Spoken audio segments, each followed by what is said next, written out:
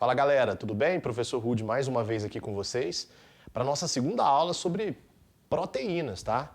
A gente vai falar um pouco sobre estrutura proteica, tá? O que é uma estrutura proteica, pessoal? É a forma que uma proteína pode assumir, beleza?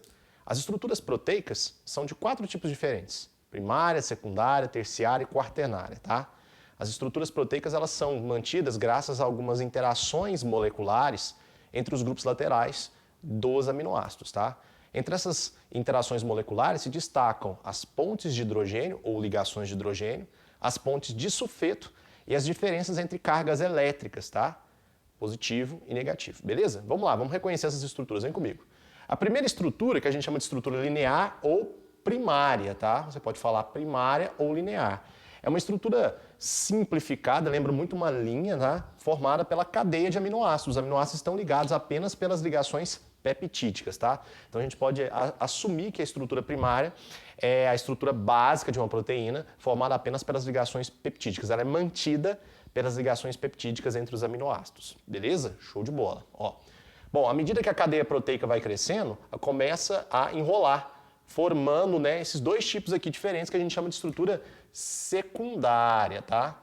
A estrutura secundária, opa, deixa eu colocar aqui bonitinho para vocês. A estrutura secundária, ela pode ser de dois tipos. Ela pode ser a alfa-hélice ou a beta-conformação.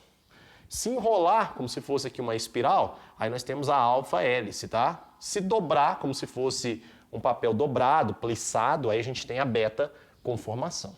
À medida que a cadeia proteica vai crescendo, ela começa a se dobrar sobre si mesma, adquirindo uma estrutura tridimensional. A gente chama isso aqui de estrutura terciária de uma proteína, tá? A estrutura terciária é conhecida em alguns textos de biologia como estrutura globular. Por quê? Se eu conseguisse tirar esse desenho aqui do meu quadro, ó, e colocasse perto de você, você veria como se fosse uma bolinha de papel amassada, entendeu? A gente chama de estrutura globular, porque lembra muito uma bolinha, fechou? Então, primária linear, secundária pode ser a alfa-hélice quando é espiral, tá? Lembra muito aquele fio de telefone antigo, vocês lembram? Aquele fio antigo? Beleza. A beta-conformação como se fosse papel plissado ou dobrado, como se fosse, né, um leque. E a estrutura terciária, quando a proteína se dobra, né, tridimensionalmente, assumindo a forma de uma bolinha, como se fosse uma bola de papel amassada, tá bom? Agora a estrutura quaternária, que é essa aqui que vocês estão vendo, ó, essa estrutura, na verdade, é um conjunto, né, de outras estruturas proteicas. Aqui no caso eu coloquei 4 proteínas de estrutura terciária. Elas estão unidas graças às interações intermoleculares que eu falei para vocês entre os aminoácidos.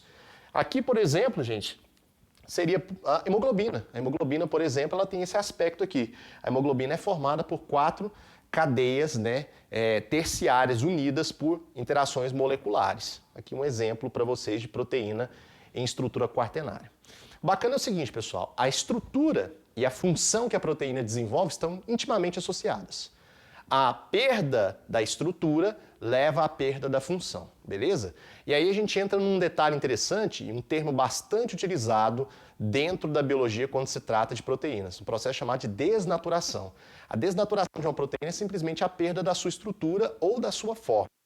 A desnaturação vai causar a perda da função. Então guarde sempre isso. Desnaturou, perdeu a função.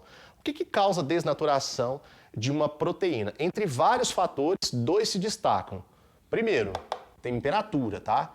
As proteínas, elas são programadas para trabalhar dentro de uma temperatura ótima, uma temperatura adequada para o desenvolvimento da sua função. Baixas temperaturas paralisam a função da proteína, altas temperaturas causam a desnaturação, a proteína desmancha, tá? Por exemplo, as proteínas humanas, elas são programadas para trabalhar dentro de uma faixa de 35 até 38, 39 graus, tá? Se você aumenta demais a temperatura, as proteínas desmancham. Se você diminui demais a temperatura, as proteínas param de funcionar. Legal, né? Outro fator interessante é o pH, tá? O quanto o ambiente é ácido, básico ou neutro. Lembra que o pH é uma escala logarítmica que dá uma ideia pra gente se o ambiente é ácido, básico ou neutro, tá bom? Só para te dar uma noção. Proteínas que trabalham na sua boca, elas não conseguem trabalhar no seu estômago, porque o pH do estômago é muito diferente do pH da boca. Ou seja, as proteínas da boca, proteínas orais, vão se desmanchar no estômago, ok? Não vão funcionar por causa da alteração do pH. Então guarde aí. né? Variações no pH e na temperatura podem desmanchar a proteína. Desmanchar quer dizer fazer a proteína perder a forma. Se a proteína perdeu a forma, ela foi desnaturada. Agora, professor, fala para mim o que uma proteína pode fazer, né, para o meu corpo, para as minhas células. O que uma proteína tem como função? Vem comigo, eu coloquei algumas aqui para vocês. Ó. Bom, aqui a gente tem algumas funções. Transporte de substâncias, tá? Isso aqui é uma das funções mais importantes, por isso que eu fiz um balãozinho lá para vocês. As proteínas são responsáveis por transportar uma variedade enorme de substâncias pelo nosso corpo, né? Lembra lá dos transportes através de membrana? Algumas proteínas na membrana funcionam como canais permitindo a passagem de substâncias, é um tipo de transporte. A hemoglobina transporta gases, tanto o dióxido de carbono quanto o oxigênio. Beleza? Algumas proteínas são responsáveis por mobilizar a gordura dos seus depósitos até os locais de uso, né? São as proteínas transportadoras de gordura, por exemplo, o LDL, o HDL, o VLDL, beleza? Além do transporte, estruturação. As proteínas podem ser usadas como peças biológicas para a gente montar estruturas, por exemplo, unha, garra, pelo, pena, escama, tá? Duas proteínas de estruturação são muito importantes que você lembre sempre. A queratina, que é uma proteína muito abundante nos vertebrados, e o colágeno, tá bom? O colágeno é muito abundante na pele para dar estruturação, tá? Uma pele com bastante colágeno, uma pele firme, bonita, beleza? A perda de colágeno causa uma formação de rugas, né? Um envelhecimento de uma forma geral, beleza? Defesa corporal. Defesa corporal é o que a gente chama de defesa imunitária também. As proteínas são responsáveis por isso. A gente tem uma gama muito grande de proteínas que permite que o nosso corpo seja protegido, né, de invasores ou mesmo de mau funcionamento celular, né? Temos, por exemplo, as perforinas, temos as imunoglobulinas, que são conhecidas popularmente como anticorpos, tá? Sinalização. As proteínas podem ser usadas como sinalizadores químicos, né? Como hormônios, por exemplo, insulina e o glucágon, que sinalizam para as células hepáticas quando absorver açúcar ou quando liberar açúcar para a circulação sanguínea. Catálise, gente, esta aqui é talvez a função mais importante, vale a pena a gente destacar isso, tá? Catálise significa que uma proteína é capaz de acelerar uma reação química sem ser consumida no processo. Lembra disso?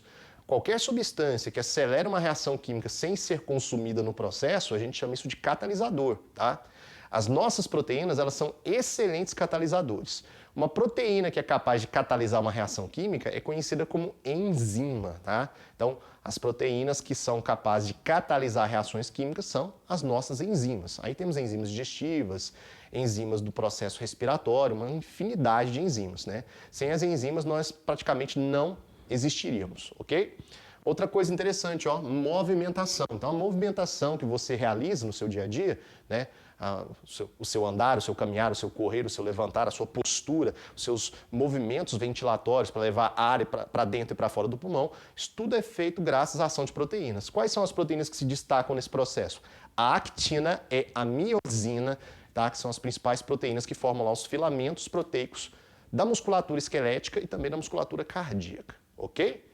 Beleza, então mais uma vez rapidinho, estrutura proteica é a forma da proteína. A forma é mantida além das ligações peptídicas por interações intermoleculares entre os grupos laterais dos aminoácidos. Ligações como pontos de hidrogênio, disulfeto, tá? Diferenças de cargas elétricas. A perda da forma a gente chama de desnaturação. Entre os vários eventos que podem causar desnaturação de uma proteína se destacam a temperatura, variações na temperatura e variações no pH. O que uma proteína faz? Transporte, estruturação, defesa, sinalização, catálise e movimentação. Espero que você tenha gostado. Logo eu volto com mais algumas informações sobre proteínas. Tchau!